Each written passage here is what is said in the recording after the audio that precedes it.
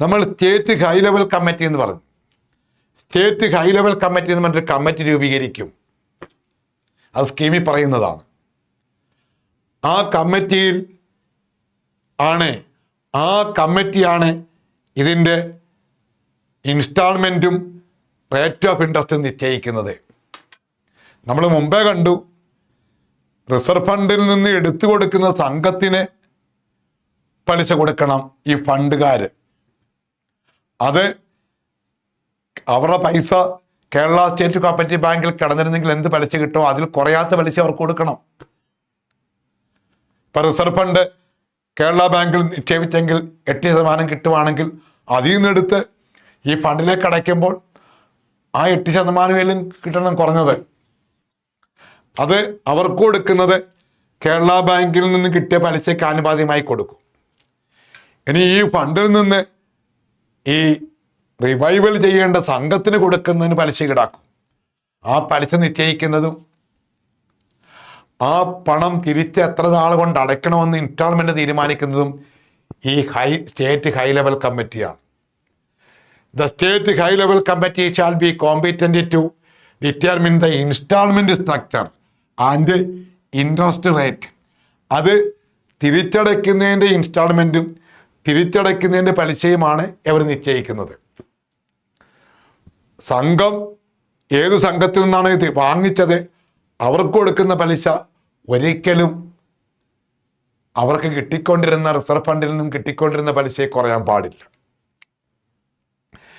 ഇനിയും ഈ ഏതെങ്കിലും നമ്മൾ ഈ പണം ഇട്ടിരിക്കുന്നത് ഇങ്ങനെ എവിടെയെങ്കിലുമൊക്കെ ഇൻവെസ്റ്റ് ചെയ്തിരിക്കുന്നത് അതിൽ നിന്ന് പിൻവലിച്ചാണ് ആവശ്യമുള്ള സൊസൈറ്റിക്ക് കൊടുക്കുന്നത്. അപ്പോൾ ആർക്കൊക്കെയാണ് കൊടുക്കേണ്ടത്, ഏത് സംഘത്തിനാണ് കൊടുക്കേണ്ടത്? അതിനവർ പ്രോജക്റ്റ് റിപ്പോർട്ട് സമർപ്പിക്കണം. ഈ സംഘം വീക്കായിട്ടുള്ള സംഘം ഞങ്ങൾക്ക് ഇത്ര ലക്ഷം രൂപ വേണമെന്നും അത് വാങ്ങി ഇന്ന കാര്യങ്ങൾ ചെയ്യാനാണെന്നും അത് ചെയ്ത് ഞങ്ങൾ നേട്ടമുണ്ടാക്കി ഞങ്ങളുടെ സംഘവും രക്ഷപ്പെടും, പലിശയും മുതലും തിരിച്ചടയ്ക്കാം. ആ പ്രോജക്റ്റ് തയ്യാറാക്കണം സംഘം. ഈ പ്രോജക്റ്റ് തയ്യാറാക്കി ഡിസ്ട്രിക്ട് ലെവൽ മോണിറ്ററിംഗ് കമ്മിറ്റി എന്ന് പറഞ്ഞൊരു കമ്മിറ്റിയുണ്ട് ജില്ലാതലത്തിൽ. അത് ജോയിന്റ് രജിസ്ട്രാർ അതിൻ്റെ കൺവീനർ. അങ്ങനെ ഡിസ്ട്രിക്ട് ലെവൽ കമ്മിറ്റിക്ക് കൊടുക്കണം. അവരത് പരിശോധിച്ച് കൊടുക്കാവുന്നതാണ് റെക്കമെൻഡ് ചെയ്യും. എന്നിട്ട് അത് രജിസ്ട്രാർക്ക് കൊടുക്കും. രജിസ്ട്രാർ അത് സ്റ്റേറ്റ് ലെവൽ കമ്മിറ്റിക്ക് കൊടുക്കും. അപ്പോൾ സൊസൈറ്റി തയ്യാറാക്കി ഡിസ്ട്രിക്ട് ലെവൽ മോണിറ്ററിംഗ് കമ്മിറ്റിക്ക് കൊടുത്ത് അവരത് നല്ലതാണെങ്കിൽ റെക്കമെൻഡേഷനോട് കൂടി രജിസ്ട്രാർക്ക് കൊടുത്ത് രജിസ്ട്രാർ അത് സ്റ്റേറ്റ് ലെവൽ കമ്മിറ്റിക്ക് കൊടുക്കും. അവർ പരിശോധിച്ച് കൊടുക്കാവുന്നതാണെങ്കിൽ കൊടുക്കും. The permission from state high level കമ്മിറ്റിയാണ് പെർമിഷൻ കൊടുക്കേണ്ടത്. For implementation of scheme registrar shall competent to withdraw.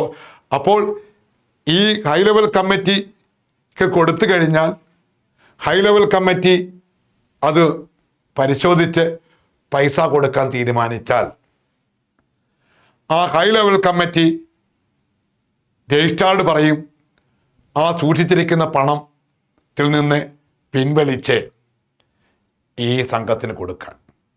അതായത് സംഘം ഈ പ്രോജക്റ്റ് റിപ്പോർട്ട് തയ്യാറാക്കുന്നു. ആ പ്രോജക്റ്റ് റിപ്പോർട്ട് തയ്യാറാക്കിയത് ആ പ്രോജക്റ്റ് റിപ്പോർട്ട് ഡിസ്ട്രിക്ട് ലെവൽ കമ്മിറ്റിക്ക് കൊടുക്കുന്നു. അവരത് പരിശോധിച്ച് റെക്കമെൻഡേഷനോടുകൂടി രജിസ്ട്രാർക്ക് കൊടുക്കുന്നു. രജിസ്ട്രാർ അത് സ്റ്റേറ്റ് ലെവൽ കമ്മിറ്റിക്ക് കൊടുക്കുന്നു. സ്റ്റേറ്റ് ലെവൽ കമ്മിറ്റി പരിശോധിച്ച് കൊടുക്കാവുന്നതാണെങ്കിൽ അത് കൊടുക്കാം എന്ന് അനുവദിക്കുന്നു. അനുവദിച്ചു കഴിഞ്ഞാൽ ഈ പണം മൊത്തം സൂക്ഷിച്ചിരിക്കുന്നത് രജിസ്ട്രാർഡ് കൺട്രോളിലാണ് ഈ ബാങ്കിലൊക്കെ സൂക്ഷിച്ചിരിക്കുന്നത്. ഹൈ ലെവൽ കമ്മിറ്റി രജിസ്ട്രാർഡ് പറയും ആ സൂക്ഷിച്ചിരിക്കുന്ന പണത്തിൽ നിന്ന് എടുത്ത് അത് പിൻവലിച്ച് ഈ സംഘത്തിന് കൊടുക്കുക. അപ്പോൾ പണത്തിൻ്റെ കസ്റ്റോഡിയൻ യഥാർത്ഥത്തിൽ രജിസ്ട്രാറാണ്. രജിസ്ട്രാർ അത് മുമ്പേ നമ്മൾ പറഞ്ഞിരിക്കുന്ന ഏതെങ്കിലും ഭാഗത്ത് നിക്ഷേപിച്ചിരിക്കുകയായിരിക്കും. അത് കൊടുക്കണോ വേണ്ടയോ എന്ന് തീരുമാനിക്കുന്നത് സ്റ്റേറ്റ് ഹൈ ലെവൽ കമ്മിറ്റിയാണ്.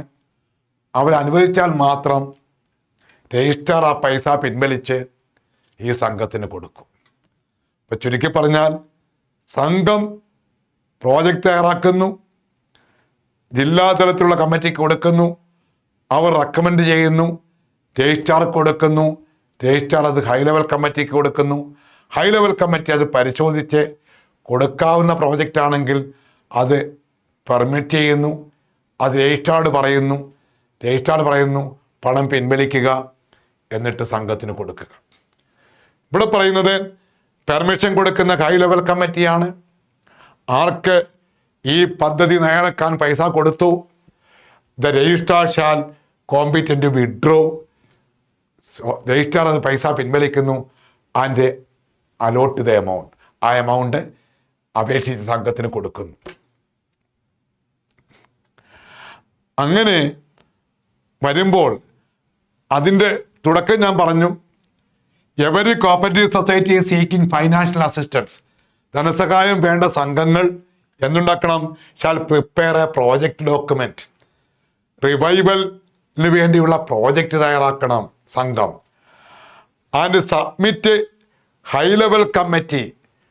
ഹൈ ലെവൽ കമ്മിറ്റിക്കാണ് കൊടുക്കേണ്ടത് യഥാർത്ഥത്തിൽ. അത് ആരിലൂടെയാ, രജിസ്ട്രാർ മുഖാന്തരം കൊടുക്കണം.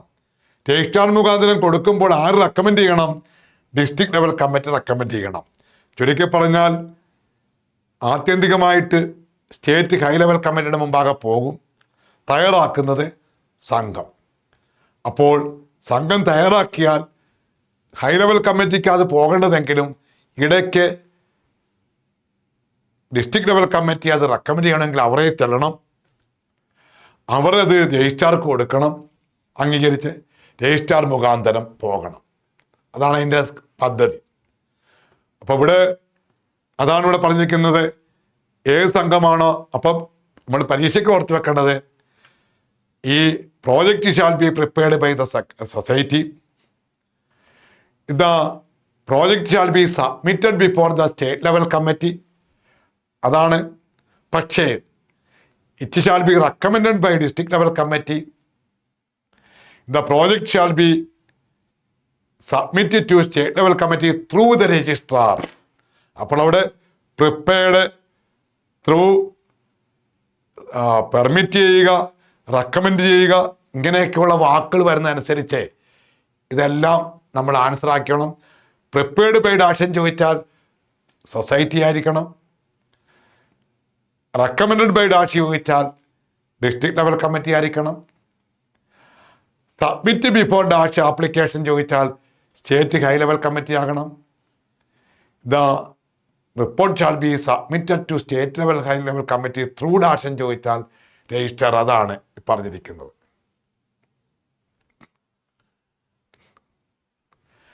എന്നുവെച്ചാൽ പണം കൊടുക്കണോ വേണ്ടയോ എന്ന് തീരുമാനിക്കുന്നത് സ്റ്റേറ്റ് ഹൈ ലെവൽ കമ്മിറ്റിയാണ്, പക്ഷെ കൊടുക്കുന്നത് രജിസ്ട്രാറാണ്. കാരണം ആ പണത്തിൻ്റെ കസ്റ്റോഡിയൻ രജിസ്ട്രാർ ആയതുകൊണ്ട്. അപ്പോൾ ഇവിടെ അലോക്കേഷൻ ഓഫ് ഫണ്ട്, ഈ ഫണ്ട് വീതം വെക്കേണ്ടത് ആർക്കൊക്കെ കൊടുക്കണം, ഏതൊക്കെ സംഘത്തിന് കൊടുക്കണം, shall be determined by state high level committee. നമ്മൾ പറഞ്ഞു, നേരത്തെ പറഞ്ഞത് തന്നെയാണ്, receiving permission from state level high level committee, implementation of the scheme, registrar shall competent withdraw allocate. നമ്മൾ നേരത്തെ ആ പോയിന്റ് ഇവിടെയും കിടപ്പുണ്ട്, അത് തന്നെ വീണ്ടും ആവർത്തിച്ച് വന്നിരിക്കുകയാണ്. അപ്പോൾ യഥാർത്ഥത്തിൽ പണം അലോക്കേറ്റ് ചെയ്യേണ്ടത്, കൊടുക്കാൻ തീരുമാനമെടുക്കേണ്ടത് high level state high level കമ്മിറ്റിയും, കൊടുക്കുന്നത് രജിസ്ട്രാറും, because the registrar is the custodian of the fund. ഈ ഹൈ ലെവൽ കമ്മിറ്റി എന്ന് പറഞ്ഞു, സ്റ്റേറ്റ് ഹൈ ലെവൽ കമ്മിറ്റി എന്നൊക്കെ നമ്മൾ പറഞ്ഞു. അതിൽ 9 പേരാണ് കമ്മിറ്റിയിൽ അംഗങ്ങൾ. അതിൻ്റെ ചെയർമാൻ എപ്പോഴും സഹകരണ മന്ത്രിയായിരിക്കും. അപ്പോൾ സഹകരണ മന്ത്രി ഉൾപ്പെടുന്ന 9 പേരടങ്ങുന്ന രജിസ്ട്രാറും ഗവൺമെൻറ് സെക്രട്ടറിയൊക്കെ ഉൾപ്പെടുന്ന 9 പേരടങ്ങുന്ന ഒരു കമ്മിറ്റിയാണ് സ്റ്റേറ്റ് ഹൈ ലെവൽ കമ്മിറ്റി. അവരാണ് ഏതൊക്കെ സംഘത്തിന് പണം കൊടുക്കണം എന്ന് തീരുമാനിക്കുന്നത്. അപ്പോൾ the high level state high level committee consist of 9 members.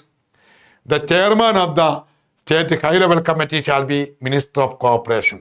അപ്പം നമ്മുടെ റിവൈവൽ ഫണ്ടിൻ്റെ പണം കൈകാര്യം ചെയ്യുന്ന SHLCയുടെ ചെയർമാൻ സഹകരണ മന്ത്രിയാണ്. ഇത് കൂടാതെ എവര് കൂടി പണം കൊടുക്കണോ വേണ്ടെന്ന് തീരുമാനിക്കുകയാണ്. പക്ഷെ പണം കൊടുക്കണോ വേണ്ടെന്ന് തീരുമാനിക്കണമെങ്കിൽ ആ പ്രോജക്റ്റുകൾ ആധികാരികമായി ഒന്നും നോക്കാൻ അവർ തയ്യാറാകണമെന്നില്ല. അപ്പോൾ ഈ കാര്യങ്ങൾ ആധികാരികമായി ശ്രദ്ധിക്കാൻ മറ്റൊരു കമ്മിറ്റി ഉണ്ടാക്കിയിട്ടുണ്ട്. ഈ സ്റ്റേറ്റ് ഹൈ ലെവൽ കമ്മിറ്റിയെ സഹായിക്കാൻ അവർക്ക് കുറച്ച് ജോലികളുണ്ട്. അത് ഇതിനും താഴെയാണ് എങ്കിലും അവരാണ് കുറച്ചുകൂടെ കാര്യങ്ങൾ പ്രാക്ടിക്കലായിട്ട് ഇതൊക്കെ പ്രോജക്റ്റൊക്കെ ശ്രദ്ധിക്കുന്നത്. അങ്ങനെ ഒരു കമ്മിറ്റി ഉണ്ടാക്കിയിട്ടുണ്ട്. അതാണ് സ്റ്റേറ്റ് ലെവൽ മോണിറ്ററിംഗ് സെൽ എന്ന് പറയും. ഏറ്റവും ഉയർന്ന പ്രസ്ഥാനം സ്റ്റേറ്റ് ഹൈ ലെവൽ കമ്മിറ്റിയാണ്. അവരാണ് അലോക്കേറ്റ് ചെയ്യുന്നത്. അവരെ സഹായിക്കാൻ മറ്റൊരു കമ്മിറ്റിയും കൂടിയുണ്ട്. അതാണ് സ്റ്റേറ്റ് ലെവൽ മോണിറ്ററിംഗ് സെൽ. അതിൽ 8 പേരുണ്ട്. അത് കുറച്ചുകൂടെ പ്രാക്ടിക്കലായിട്ട് കാര്യങ്ങൾ ശ്രദ്ധിക്കാൻ സമയമുള്ളവരും അതിനെ കുറച്ച് ടെക്നിക്കൽ സൈഡ് അറിയാവുന്നവരൊക്കെ ഉൾപ്പെടുന്ന 8 പേരടങ്ങുന്ന കമ്മിറ്റിയാണ്. അതിൻ്റെ ചെയർമാൻ നമ്മുടെ രജിസ്ട്രാർ ഓഫീസിൽ അഡീഷണൽ രജിസ്ട്രാർമാർക്കുണ്ട്. Credit, general, consumer and marketing, അങ്ങനെ പല അഡീഷണൽ രജിസ്ട്രാർമാരാണ്. അതിൽ പ്ലാനിങ് ആൻഡ് ICDPക്ക് ഒരു അഡീഷണൽ രജിസ്ട്രാർ ഉണ്ട് രജിസ്ട്രാർ ഓഫീസിൽ. അദ്ദേഹമായിരിക്കും ഈ സ്റ്റേറ്റ് ലെവൽ മോണിറ്ററിംഗ് സെല്ലിൻ്റെ ചെയർമാൻ. ഇവര് പ്രധാനമായിട്ടും സത്യത്തിൽ സ്റ്റേറ്റ് ലെവൽ കമ്മിറ്റി തീരുമാനമെടുക്കാൻ സഹായിക്കുന്നവരാണ്. ഇവര് കൊടുത്ത പണം വിനിയോഗിക്കുന്നതും ശ്രദ്ധിക്കും, കൊടുത്ത പ്രോജക്റ്റ് വിജയകരമാണോ എന്ന് ശ്രദ്ധിക്കും, ഇടയ്ക്കിടയ്ക്ക് ഈ കൊടുത്ത പണം വിനിയോഗിക്കുന്നുണ്ടോ എന്ന് പോയി പരിശോധിക്കുക. ഇതൊന്നും സ്റ്റേറ്റ് ലെവൽ ഹൈ ലെവൽ കമ്മിറ്റിക്ക് പറ്റത്തില്ല. ഇവരൊക്കെ ചെയ്തു കൊടുത്തത് വെച്ചിട്ട് അനുവദിക്കുകയാണ്. അപ്പോൾ ഇങ്ങനെ ഇൻസ്പെക്ഷന്, അതിൻ്റെ വിനിയോഗം നോക്കുക, ആ പണത്തിൻ്റെ ആ പ്രോജക്റ്റുമായി ബന്ധപ്പെട്ടത് പരിശോധിക്കുക. ഇതിനുവേണ്ടി രജിസ്ട്രാർ ഓഫീസിൽ ഇരിക്കുന്ന അഡീഷണൽ രജിസ്ട്രാർ ICDP ആൻഡ് പ്ലാനിങ്ങിൻ്റെ ചെയർമാൻ ആക്കിക്കൊണ്ട് കുറച്ച് ഉദ്യോഗസ്ഥരെല്ലാം കൂടെ വെച്ചുകൊണ്ടൊരു കമ്മിറ്റി ഉണ്ട്. അതിൽ 8 പേരാണ്. അവർ അനലൈസ് ആൻഡ് ഇവാലുവേറ്റ് ചെയ്ത പ്രോജക്റ്റ് ഡോക്യുമെൻ്റ്. അവരാണ് പ്രോജക്റ്റിലെ ആ ഡോക്യുമെൻ്റ് ഇവാലുവേറ്റ് ചെയ്യും, അത് അനലൈസ് ചെയ്യും. Received from the district for submission of SHLC. അവരൊന്ന് ജില്ലയിൽ നിന്ന് കിട്ടുന്നുണ്ട്. നമുക്കറിയാം, ജില്ലയിലെ ഡിസ്ട്രിക്ട് ലെവൽ കമ്മിറ്റി റെക്കമെൻഡ് ചെയ്ത് സ്റ്റേറ്റ് ഹൈ ലെവൽ കമ്മിറ്റിക്കാണ് കൊടുക്കുന്നത്. പക്ഷേ ഹൈ ലെവൽ കമ്മിറ്റി ആണ് തീരുമാനമെടുക്കേണ്ടത്. അവരെന്ത് ചെയ്യും? ഇത് പരിശോധിക്കാൻ വേണ്ടി ഈ മോണിറ്ററിംഗ് സെല്ലിന് കൊടുക്കും. അവർ ആ പ്രോജക്റ്റ് എല്ലാം ഒന്ന് നോക്കും. SHLCക്ക് വേണ്ടി പ്രോജക്റ്റ് പരിശോധിച്ച് അവർ ആ ഡിസ്ട്രിക്റ്റിൽ നിന്ന് കിട്ടുന്നുണ്ട്, ഈ സെല്ലാണ് പരിശോധിച്ചിട്ട് ഒടുവിൽ SHLC കൊടുക്കും. കുഴപ്പമില്ല, ഞങ്ങൾ നോക്കണക്കെ. അതിനുവേണ്ടിയാണ് ഈ സെല്ല്, മറ്റവർക്ക് നോക്കാൻ സമയമില്ലാത്തതുകൊണ്ട്. കൂടാതെ assist preparation special project report. ഈ പ്രോജക്റ്റ് തയ്യാറാക്കുന്നതിന് വേണ്ടി ചില സംഘങ്ങളോ അല്ലെങ്കിൽ ഡിപ്പാർട്ട്മെൻറ്റ് തലത്തിൽ എന്തെങ്കിലും സഹായം വേണമെങ്കിൽ ആ ഡിപ്പാർട്ട്മെൻറ്റ് തലത്തിലുള്ള സഹായം ആ ഡിപ്പാർട്ട്മെൻറ്റിനെ സഹായിക്കുക. ആ പ്രോജക്റ്റിന് പ്രിപ്പറേഷന് വേണ്ടിയുള്ള അതും ഈ സെല്ലാണ് സഹായിക്കുന്നത്. മറ്റൊന്ന്, ഈ സെല്ല് രജിസ്റ്ററുകൾ പണം കൊടുത്തതിൻ്റെയും തിരികെ വന്നതിൻ്റെയും ആ ചെലവാക്കിയതിൻ്റെയും വരവിൻ്റെ എല്ലാം കണക്കുകൾ സൂക്ഷിക്കുന്നതും ഈ സെല്ല് വേണം. കൊടുത്തതിനെ പറ്റിയും മറ്റൊരു കൊടുക്കാനങ്ങ് പറയുന്നു, രജിസ്ട്രാർ എടുത്ത് കൊടുക്കുന്നു, കൊടുത്ത പൈസ തിരികെ വന്നത് അതിൻ്റെയൊക്കെ രജിസ്റ്ററുകൾ മെയിൻറ്റെയിൻ ചെയ്ത് സൂക്ഷിക്കേണ്ടത് ഈ സെല്ലാണ്. Maintain registers and statement relating to the receipt expenditure utilisation of fund in the manner specified in by the registrar. Registrar പറയുന്ന രീതി അനുസരിച്ചുള്ള സ്റ്റേറ്റ്മെൻറ്റുകൾ, കണക്കുകൾ, വരവുകൾ, ചെലവുകളൊക്കെ എഴുതി സൂക്ഷിക്കേണ്ടത് ഈ മോണിറ്ററിംഗ് സെല്ലാണ്. കൂടാതെ ഇൻസ്പെക്ട് ദ സൊസൈറ്റി പോയി പരിശോധന നടത്തുക, ഈ കൊടുത്ത പണം ആ പ്രോജക്റ്റിൽ പറഞ്ഞതിനാണ് വിനിയോഗിച്ചിരിക്കുന്നതെന്ന്. പിന്നെ ഒരു വാർഷിക റിപ്പോർട്ട്, നാളതുവരെ കൊടുത്തതും തിരികെ വന്നതും അത് മുഖാന്തരം ഏതൊക്കെ സംഘങ്ങൾ രക്ഷപ്പെട്ടെന്നും അതിൻ്റെ പദ്ധതിയുടെ പുരോഗതി ഒക്കെ പോയി പരിശോധിച്ച് ഒരു റിപ്പോർട്ട് തയ്യാറാക്കി രജിസ്ട്രാർക്ക് കൊടുക്കേണ്ടതും ഈ കമ്മിറ്റിയാണ്. സത്യത്തിൽ state level, high level committee എന്ന് പറഞ്ഞെങ്കിലും അവർക്ക് വലിയ ജോലികളില്ല. എന്നാൽ അവരാണ് പരമാധികാരി. ഈ കാര്യങ്ങളെല്ലാം ശ്രദ്ധിക്കാൻ വേണ്ടി, അവരെ സഹായിക്കാൻ വേണ്ടി പ്ലാനിങ്ങിൻ്റെയും ICDPയുടെയും അഡീഷണൽ രജിസ്ട്രാറെ ഉൾപ്പെടുത്തിക്കൊണ്ടൊരു സെല്ലാണ്. അവരാണ് കൂടുതൽ പണി ചെയ്യുന്നതായിട്ട്. നമ്മൾ മറ്റൊരു അംഗീകരിക്കുന്നു, രജിസ്ട്രാർക്ക് പെർമിഷൻ കൊടുക്കുന്നു എന്ന് മാത്രമേ നമ്മൾ കണ്ടുള്ളൂ. പക്ഷേ ജോലി കണ്ടത് എവർക്കാണ്. ഇതാണ് മോണിറ്ററിംഗ് സെല്ല്. നമ്മൾ പറഞ്ഞു ഡിസ്ട്രിക്ട് ലെവൽ ഒരു കമ്മിറ്റി ഉണ്ട്, അതാണ് district level monitoring committee. State high level committee എന്നറിയപ്പെടുന്നത്, ബാക്കിയെല്ലാം മോണിറ്ററിംഗ് കമ്മിറ്റി എന്നാണ്. ആ കമ്മിറ്റിക്ക് മാത്രമേ ഉള്ളൂ സ്റ്റേറ്റ് ഹൈ ലെവൽ കമ്മിറ്റി. അതിൻ്റെ താഴെ അവരെ സഹായിക്കാനുള്ളതിൻ്റെ പേരും സ്റ്റേറ്റ് ലെവൽ മോണിറ്ററിംഗ് കമ്മിറ്റി. അതിൻ്റെ ജോലികളാണ് നമ്മൾ പറഞ്ഞത്. അത് മറ്റേതിൻ്റെ ഒരു അഡീഷണൽ സ്ഥാപനം എന്ന് കണ്ടുവച്ചാൽ മതി. ഡിസ്ട്രിക്ട് ലെവലിൽ ഒരു കമ്മിറ്റി ഉണ്ടാക്കും എല്ലാ ജില്ലകളിലും. ആ കമ്മിറ്റിയിലാണ് ഈ പ്രോജക്റ്റ് കൊടുക്കേണ്ടത്. അവരാണത് നോക്കിയിട്ട് റെക്കമെൻഡ് ചെയ്യേണ്ടത്. അവർക്ക് റെക്കമെൻഡ് ചെയ്ത് പണം ആ ജില്ലയിലെ ഏതെങ്കിലും സംഘത്തിന് കൊടുത്തു കാണും.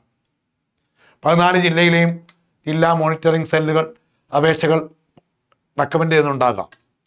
ഏതെങ്കിലും ഒരു ജില്ലയിലേക്ക് ഒരു സംഘത്തിന് അനുവദിച്ചിട്ടുണ്ടെങ്കിൽ ആ ജില്ലയിലെ ആ സംഘത്തിൻ്റെ അവരത് ശരിയായിട്ട് ഉപയോഗിക്കുന്നുവെന്ന് ഓൾറെഡി സ്റ്റേറ്റ് മോണിറ്ററിംഗ് സെല്ല് പരിശോധിക്കും. കൂടാതെ തങ്ങളുടെ ജില്ലയിലെ സംഘത്തിൻ്റെ ആ പണം കിട്ടിയത് ശരിയായിട്ട് വിനിയോഗിക്കുന്നുവെന്ന് നോക്കണം. കൂടാതെ ആ സംഘത്തിന് പണം കൊടുക്കാൻ റെക്കമെൻഡ് ചെയ്യണം. അതിൻ്റെ ഒരു ഈ നമ്മുടെ district level committee shall scrutinise application for revaluation project of the സൊസൈറ്റിയുടെ കിട്ടിയ പ്രോജക്റ്റ് അവരൊന്ന് പരിശോധിക്കും. And submit SHLC through registrar.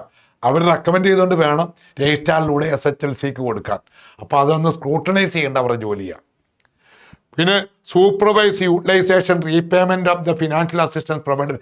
തങ്ങളുടെ ജില്ലയിൽ കൊടുത്തിരിക്കുന്ന ആ പണം വിനിയോഗിക്കുന്നതിനെ പറ്റി സ്റ്റേറ്റ് ലെവൽ മോണിറ്ററിംഗ് കമ്മിറ്റി നോക്കുമെങ്കിലും ഈ കമ്മിറ്റിയും ഇടയ്ക്കിടയ്ക്ക് പരിശോധിക്കണം. ഇതിൻ്റെ ചെയർമാൻ എപ്പോഴും ആ ജില്ലയിലെ JR ആയിരിക്കും.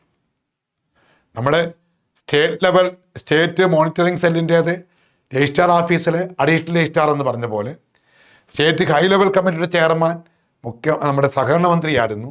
ജില്ലാ തലത്തിലെ മോണിറ്ററിംഗ് കമ്മിറ്റിയുടെ ചെയർമാൻ എപ്പോഴും നമ്മുടെ ജില്ലാ ജോയിൻറ്റ് രജിസ്ട്രാർ ജനറൽ ആയിരിക്കും. ഇവർ ഈ കാര്യങ്ങൾ പരിശോധിക്കാൻ വേണ്ടി 3 മാസത്തിലൊരിക്കൽ യോഗം ചേരുകയും വേണം. District level monitoring committee shall meet quarterly. 3 മാസം ഇരിക്കുമ്പോൾ യോഗം ചേർന്ന് വിലയിരുത്തൽ നടത്തണം. അതാണ് ഡിസ്ട്രിക്ട് ലെവൽ കമ്മിറ്റിയുടെ ജോലി. മറ്റൊന്ന് താലൂക്ക് ലെവൽ മോണിറ്ററിംഗ് കമ്മിറ്റി. ഒരു താലൂക്കിൽ അവർ റെക്കമെൻഡ് ചെയ്യാനൊന്നുമില്ല, കിട്ടുന്ന അപേക്ഷ അങ്ങ് എത്തിക്കുക എന്നുള്ളതേ ഉള്ളൂ താലൂക്കിൽ. എങ്കിലും തങ്ങളുടെ താലൂക്കിലെ ഏതെങ്കിലും ഒരു സംഘത്തിന് പണം ലഭിച്ചിട്ടുണ്ടെങ്കിൽ ആ താലൂക്കിലെ സംഘത്തിൻ്റെ പ്രവർത്തനം ശരിയായിട്ടാണോ എന്ന് ഏറ്റവും അടിത്തട്ടിലാവുമ്പോൾ അവർക്ക് പരിശോധിക്കാം. സ്റ്റേറ്റ് ലെവലിലെ മോണിറ്ററിംഗ് കമ്മിറ്റി സ്റ്റേറ്റിൽ ആകമാനം പോകുമ്പോൾ എത്ര സംഘത്തിൽ പോകാൻ പറ്റും? ജില്ലാ തലത്തിലുള്ളവരാണെങ്കിലും അവർക്കും ആ ജില്ലയിലെ മൊത്തമുണ്ട്, എങ്കിലും പോകും. താലൂക്ക് ലെവലിലാകുമ്പോൾ ആ താലൂക്കിലുള്ള ഒരു സംഘത്തിനോ 2 സംഘത്തിനോ ആയിരിക്കും കിട്ടിയിരിക്കുന്നത്. ആ താലൂക്ക് ലെവൽ കമ്മിറ്റി അവിടെ കിട്ടിയിരിക്കുന്ന പണം ഉപയോഗിക്കുന്നത് പരിശോധിക്കും. അതാണ് it shall oversee the allocation, utilisation and repayment fund allotted to society. താലൂക്കിൽ കിട്ടിയ, നേരത്തെ പറഞ്ഞ ജില്ലാ തലത്തിലെ ജോലി തന്നെ, മോണിറ്ററിംഗ് സെല്ലിലെ ജോലി ഇത് തന്നെ, ജില്ലാ തലത്തിലെ ജോലി ഇത് തന്നെ, താലൂക്ക് തലത്തിലെ മോണിറ്ററിംഗ് സ്റ്റേറ്റ് ലെവലിൽ ആകുമ്പോൾ സംസ്ഥാനം മൊത്തം പരിശോധിക്കുന്നു, ജില്ലാ തലത്തിലാണെങ്കിൽ ജില്ലയിൽ മൊത്തം പരിശോധിക്കുന്നു, താലൂക്കിലാണെങ്കിൽ ആ താലൂക്കിൽ മാത്രം അവർ പരിശോധിക്കുന്നു. അതിനൊരു കൺവീനർ ഉണ്ടായിരിക്കും, അത് താലൂക്ക് ലെവൽ AR ആണ്. ജില്ലാ തലത്തിലെ ചെയർമാൻ നമ്മുടെ JR ആണെങ്കിൽ താലൂക്ക് ലെവലിൽ അതിൻ്റെ കൺവീനർ നമ്മുടെ ഈ AR ആയിരിക്കും. കുറച്ച് കമ്മിറ്റിക്കാരുണ്ട്. താലൂക്ക് ലെവലിലും കുറച്ച് ആൾക്കാരെ ചേർത്ത് കമ്മിറ്റി ഉണ്ടാക്കുന്നുണ്ട്. ജില്ലാ തലത്തിലുമുണ്ട്, മോണിറ്ററിങ്ങിനുണ്ട് സ്റ്റേറ്റ് ലെവലിൽ, പിന്നെ ഹൈ ലെവൽ കമ്മിറ്റി. അത് നമ്മൾ പറഞ്ഞാൽ 9 8. ഇതിൻ്റെ എണ്ണം നമ്മൾ പറയുന്നില്ല എന്ന് മാത്രം. താലൂക്ക് ലെവലിലെ ജോലി അതാണ്. കൂടാതെ ഇനിയും സൊസൈറ്റി ലെവലിലുണ്ട്. ഏത് സൊസൈറ്റിക്കാണോ കിട്ടിയത് അവിടെ ഒരു കമ്മിറ്റി ഉണ്ട്. അതാണ് സൊസൈറ്റി ലെവൽ കമ്മിറ്റി. അവർക്കാണ് ഏറ്റവും കൂടുതൽ ശ്രദ്ധിക്കാൻ ഒക്കുന്നത്. ആ കമ്മിറ്റിയിൽ ആ താലൂക്കിലെ AR ഓഫീസിലെ ആ സൊസൈറ്റി ഉൾപ്പെടുന്ന സംഘങ്ങൾ പരിശോധിക്കുന്ന യൂണിറ്റ് ഇൻസ്പെക്ടറുണ്ട്, കോപ്പറേറ്റീവ് ഇൻസ്പെക്ടർ. ഇപ്പോൾ എക്സ് എന്ന് പറഞ്ഞൊരു സംഘത്തിന് പൈസ കിട്ടിയെങ്കിൽ ആ എക്സിൻ്റെ ആ സംഘം ഉൾപ്പെടുന്ന യൂണിറ്റ് പരിശോധന നടത്തുന്ന ഒരു ഇൻസ്പെക്ടർ ഉണ്ടാകും. ആ ഇൻസ്പെക്ടർ അതാണ് അവരും സൂപ്പർവിഷനും യൂട്ടിലൈസേഷനും തിരിച്ചടവും ഒക്കെയാണ് അവരും പരിശോധിക്കുന്നത്.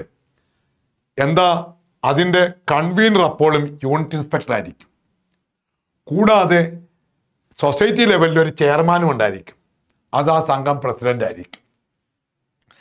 അപ്പോൾ തകർന്നു കിടക്കുന്ന സംഘത്തിൻ്റെ പുരോഗതിക്ക് വേണ്ടിയാണ് ആ യൂണിറ്റ് ഇൻസ്പെക്ടർ അതിൻ്റെ കൺവീനറും ആ സംഘത്തിൻ്റെ തന്നെ പ്രസിഡന്റ്, ചെയർമാൻ. ഇനി ആ സംഘം അഡ്മിനിസ്ട്രേറ്റർ ഭരണമാണെങ്കിൽ, കമ്മിറ്റി ഇല്ല, പ്രസിഡന്റും ഇല്ലെങ്കിൽ അഡ്മിനിസ്ട്രേറ്റർ ആയിരിക്കും ചെയർമാൻ. അതാണ് chairman of the society level committee shall B president or administrator. ഇത് മാസത്തിലൊരിക്കൽ കൂടും. സൊസൈറ്റി ലെവലിൽ മാസത്തിലൊരിക്കൽ കൂടി ചർച്ച ചെയ്യും. ഇൻസ്പെക്ടറും പ്രസിഡന്റ് അല്ലെങ്കിൽ അഡ്മിനിസ്ട്രേറ്ററും ആ കമ്മിറ്റിക്കാരോടിരുന്ന് തിരിച്ചടച്ച പൈസ എന്തുമാത്രം നേട്ടമുണ്ടായി, അതുകൊണ്ട് ഗുണമാണോ എന്നുള്ളത് ഇവാലുവേറ്റ് ചെയ്യും. അതാണ് ആ കമ്മിറ്റി. അപ്പോൾ state high level committee, state level monitoring cell, district level monitoring committee, taluk level monitoring committee, society level monitoring committee. High level കമ്മിറ്റിയുടെ ചെയർമാൻ സഹകരണ മന്ത്രി, മോണിറ്ററിംഗ് കമ്മിറ്റി സ്റ്റേറ്റ് ലെവലിൻ്റേത്, പ്ലാനിങ്ങിൻ്റെയും ICDPയുടെയും അഡീഷണൽ രജിസ്ട്രാർ, താലൂക്ക് ലെവലിൻ്റേത് ജില്ലാ തലത്തിൻ്റെയും ജോയിൻ്റ് രജിസ്ട്രാർ, താലൂക്ക് ലെവലിൻ്റേത് അസിസ്റ്റൻ്റ് രജിസ്ട്രാർ. സൊസൈറ്റി ലെവലിൽ വരുമ്പോൾ ചെയർമാനും കൺവീനറുമുണ്ട്. ചെയർമാൻ സംഘം പ്രസിഡന്റ് അഡ്മിനിസ്ട്രേറ്റർ, കൺവീനർ ആ സംഘത്തിൻ്റെ യൂണിറ്റ് ഇൻസ്പെക്ടർ. ഇതാണ് അതിൻ്റെ ഘടന. ഇനി പൊതുവായിട്ട് ചില കാര്യങ്ങൾ അറിയാനുള്ളത്, ഈ പ്രോജക്റ്റ് പ്രകാരമുള്ള ആ പദ്ധതിയുടെ വിജയകാര്യങ്ങളൊക്കെ ഓഡിറ്റ് ചെയ്യേണ്ടത് DCA ആണ്. ആ കൊടുത്ത പണം, വിനിയോഗം, അതെന്തുമാത്രം വരവ് വന്നു, എത്ര തിരിച്ചടച്ചു, പലിശ എത്ര പോയി, അങ്ങനെയുള്ള കാര്യങ്ങളൊക്കെ ഓഡിറ്റ് ചെയ്യേണ്ടത്, പ്രോജക്റ്റ് ഓഡിറ്റ് ചെയ്യേണ്ടത് DCA ആണ് ആനുവൽ വർഷത്തിൽ. മറ്റൊന്ന്, ഈ സ്കീമിൽ പറഞ്ഞിരിക്കുന്ന ഏതെങ്കിലും കാര്യങ്ങൾ ഒന്ന് ചേഞ്ച് ചെയ്യണമെങ്കിൽ അത് വേണേൽ ഗവൺമെൻറ്റിന് ചെയ്യാം. The government shall have the power to grant relaxation to provisions of the scheme. സ്കീമിൽ പറഞ്ഞിരിക്കുന്ന ഏതെങ്കിലും പ്രൊവിഷൻ, ഇതിനകത്ത് പറഞ്ഞിരിക്കുന്ന ഏതെങ്കിലും ക്ലോസ് ഒന്ന് ഇളവ് കൊടുക്കണമെങ്കിൽ അത് ഗവൺമെൻറ്റിന് പറ്റും, based on the recommendation of SHLC. SHLC പറയുകയാണ് ഈ ഗവൺമെൻറ് ഉണ്ടാക്കിയ ഈ സ്കീമിൽ ചില പ്രശ്നമുണ്ട്, ഇന്ന കമ്മിറ്റിയിൽ ഇന്നാരെയും കൂടി ഉൾപ്പെടുത്തണം, അല്ലെങ്കിൽ ഇന്ന കമ്മിറ്റിയിൽ നിന്ന് ഇന്നാരെ ഒഴിവാക്കണം, പക്ഷേ ഇപ്പോൾ സ്കീമിൽ പറഞ്ഞേക്കുന്നതുണ്ട്, അതൊന്ന് മാറ്റിയെടുക്കാൻ, അത് മാറ്റണമെങ്കിൽ ഇത് ഉണ്ടാക്കിയത് ഗവൺമെൻറ് ആയതുകൊണ്ട് ഗവൺമെൻറ്റിന് അത് ഇളവ് കൊടുക്കാനുള്ള അവകാശമുണ്ട്. മറ്റൊന്ന്, it shall B under society get at least ഞാൻ പറഞ്ഞിരുന്നു, ഈ പൈസ കൊടുക്കുന്ന, അതായത് കോപ്പറേറ്റീവ് റിവൈവൽ ഫണ്ടിലേക്ക് റിസർവ് ഫണ്ടിൽ നിന്നും അഗ്രികൾച്ചർ സ്റ്റെബിലൈസേഷൻ ഫണ്ടിൽ നിന്നും 50% കൊടുത്ത സംഘത്തിന് പലിശ ലഭിക്കും. Rate of interest which not less than the rate of interest granted by Kerala state cooperative bank. Kerala state cooperative bank നിക്ഷേപങ്ങൾക്ക് കൊടുത്തുകൊണ്ടിരിക്കുന്ന പലിശ എത്രയാണോ ആ പലിശ ഈ റിവൈവൽ ഫണ്ടുകാർ സംഘത്തിനും കൊടുക്കും, പൈസ വാങ്ങിച്ച സംഘത്തിന്. Fund shall be held in the name of the registrar. Registrar ആണ് ഫണ്ട് കൈകാര്യം ചെയ്തിരിക്കുന്നത്, അത് സൂക്ഷിച്ചിരിക്കുന്നത്. ഇനിയും ഈ ICDPയുടെയും പ്ലാനിങ്ങിൻ്റെയും അഡീഷണൽ രജിസ്ട്രാർ ആണ് കണക്കുകൾ, ഇതൊക്കെ ഉൾപ്പെടുന്ന കമ്മിറ്റിയാണ് കണക്കുകൾ എഴുതുന്നതും അതിൻ്റെ സ്റ്റേറ്റ്മെൻറ്റുകൾ തയ്യാറാക്കുന്നതും എല്ലാം എന്നുകൊണ്ട് ഫണ്ട് മാനേജ്മെൻ്റ് എന്ന് പറയുന്നത്, ഫണ്ടിൻ്റെ ആ മാനേജ്മെൻ്റ് എന്ന് പറയുന്നത് രജിസ്ട്രാറുടെ കസ്റ്റഡിയിലാണെങ്കിലും കൊടുത്തതും വന്നതും ഒക്കെ ആയിട്ട് കണക്കെടുന്നത് കൊണ്ട് ഫണ്ട് മാനേജർ എന്നറിയപ്പെടുന്നത് ഇതിൻ്റെ the additional registrar planning ICDP of the office of registrar shall fund manager. അദ്ദേഹത്തെയാണ് ഫണ്ട് മാനേജർ. അദ്ദേഹം തന്നെയാണ് നമ്മുടെ സ്റ്റേറ്റ് ലെവൽ മോണിറ്ററിംഗ് കമ്മിറ്റിയുടെ ചെയർമാൻ. അദ്ദേഹം ഉൾപ്പെടുന്ന കമ്മിറ്റിയാണ് ഇതിൻ്റെ ചെലവും വരവും എല്ലാം. അതുകൊണ്ട് അദ്ദേഹത്തെ ഫണ്ട് മാനേജർ എന്ന രീതിയിലും അറിയപ്പെടുന്നുണ്ട്. ഇത്രയുമാണ് നമ്മുടെ ഈ കോപ്പറേറ്റീവ് റിവൈവൽ ഫണ്ട് എന്ന് പറയുന്നതിനകത്തിൽ നമുക്കിത്രയുമാണ് കൂടുതലായിട്ട് അറിയേണ്ടത്. ഇതിൽ നിന്ന് നമുക്ക് എന്തായാലും ചോദിച്ചാൽ എഴുതാൻ പറ്റും. പിന്നെ ഈ കമ്മിറ്റിയിൽ ഉൾപ്പെടുന്ന ആളുകളെ പറ്റിയൊക്കെയാണ്, അതൊന്നും നമുക്ക് പഠിക്കണ്ട. അതിൻ്റെ ചെയർമാൻമാരെ അല്ലെ കൺവീനർ എന്നുള്ളത് പഠിച്ചാൽ മതി. നമ്മുടെ സ്കീമിനകത്തിൽ കമ്മിറ്റിയിൽ ഉൾപ്പെടേണ്ട ആരൊക്കെയാണെന്ന് പറയുന്നുണ്ട്. അതുകൊണ്ട് അതൊന്നും നമുക്ക് കൂടുതലായിട്ട് അറിയണ്ട എന്നുള്ളത് കൊണ്ട് അതിനെപ്പറ്റി നമ്മൾ കടക്കുന്നില്ല. ഇത്രയും കാര്യങ്ങൾ നമ്മളൊന്ന് പഠിച്ചു വെക്കാമെങ്കിൽ നമുക്ക് ഈ കോപ്പറേറ്റീവ് റിവൈവൽ ഫണ്ട് സ്കീമുമായി ബന്ധപ്പെട്ട സെക്ഷനിലുള്ള കാര്യങ്ങളും സ്കീമിൽ ഉൾപ്പെട്ട കാര്യങ്ങളും കൂടെ ചേർത്ത് നമ്മൾ പഠിക്കുക. Okay, thank you.